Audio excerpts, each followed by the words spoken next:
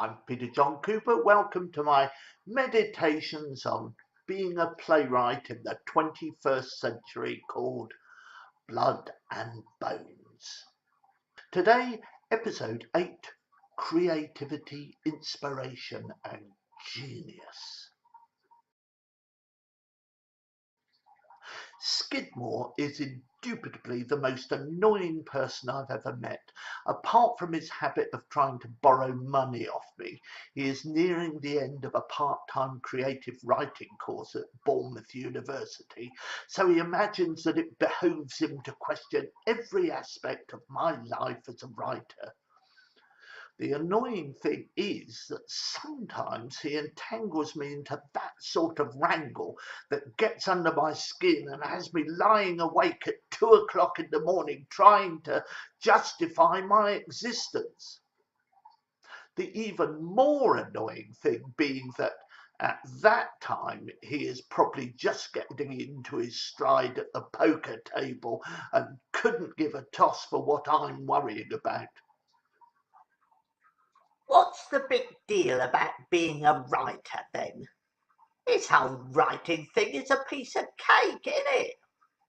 Why have I just spent all this dosh trying to find out that any Tom, Dick or Harriet can be a genius? He says with a dismissive wave and disappears to meet up with his current floozy in some bar or other. This is my answer to him. Of course, it would have been better if he'd been here to hear it. Over the past 40 years, I've had the privilege of working with a lot of people who could be referred to nowadays as creatives, and a few have been geniuses.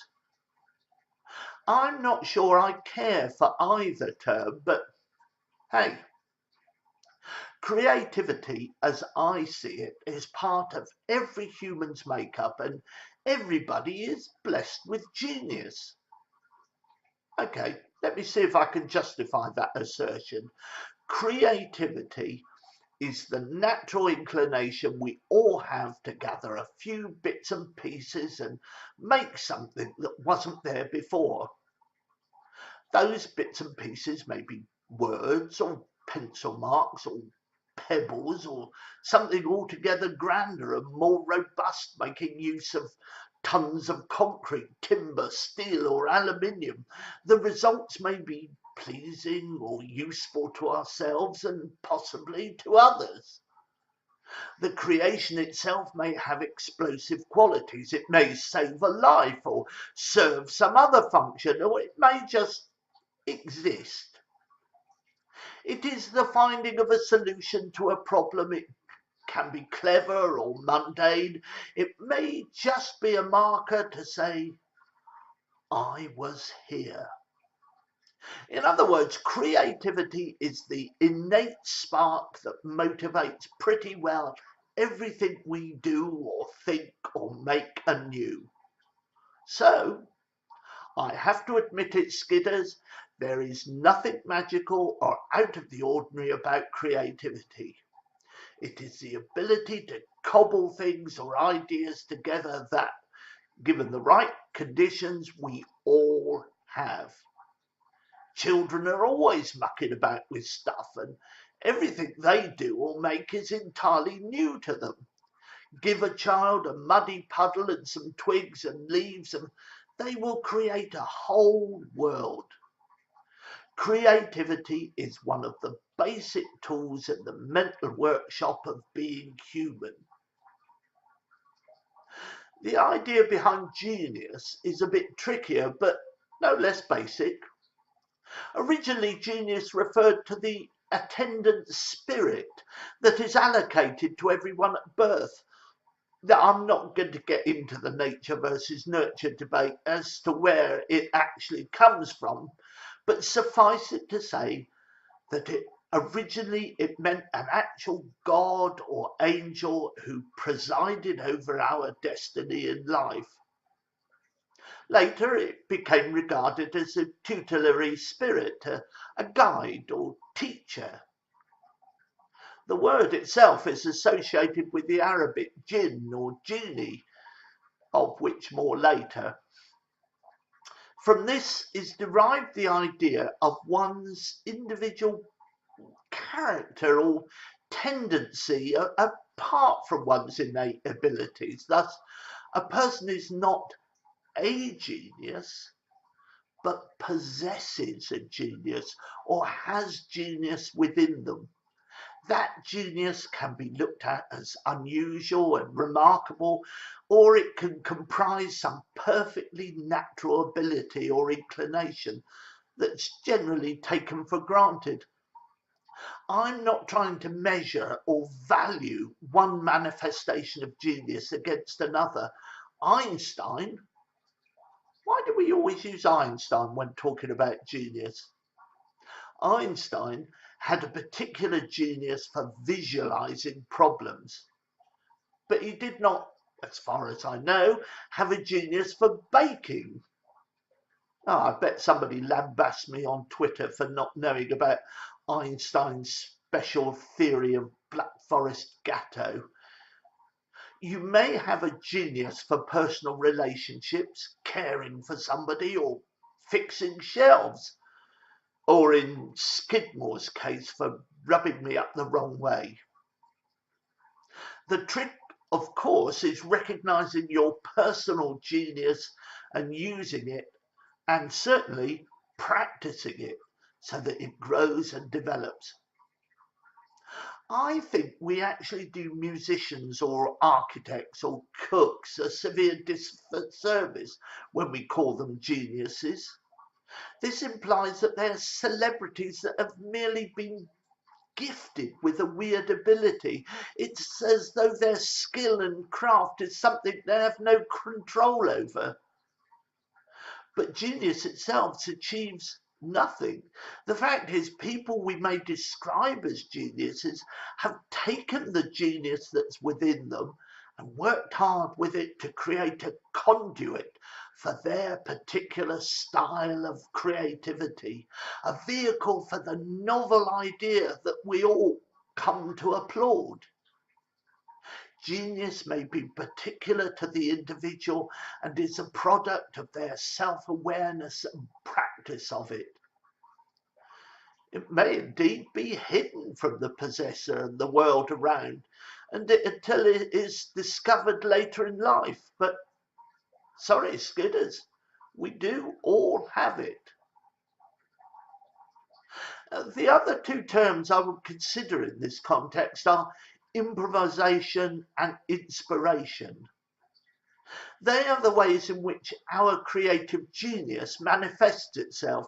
They are instrumental in creating or exhibiting our genius. They work closely together to prod our conscious mind into solving problems. First, let's talk about the thing itself, the artwork, the piece of architecture, the scientific discovery, the new way of thinking. In the same way, a baby is created by the coming together of two cells.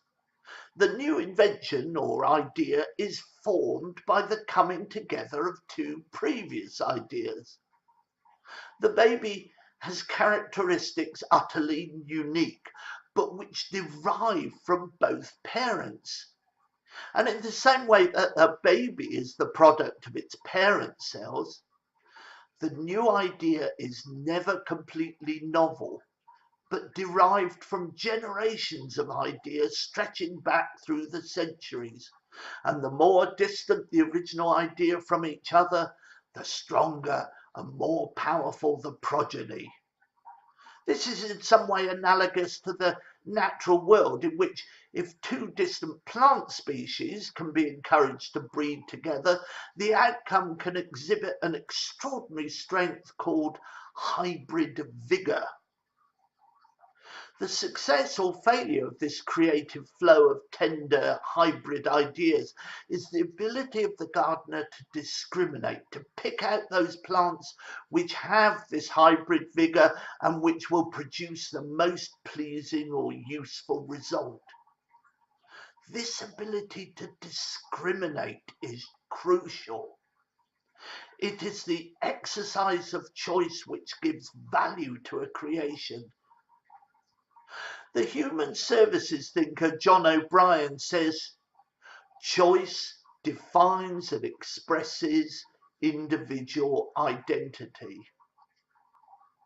The process we call art is the exercise of choice, and it is, again, open to everyone. The choices we make define us as people, and what we are as people defines the choices we make. Art is choice. Every artwork is the result of a series of choices made by the artist. These choices range far beyond what particular colour a painter uses on his or her palette. What aspect of the subject do they choose? What mood?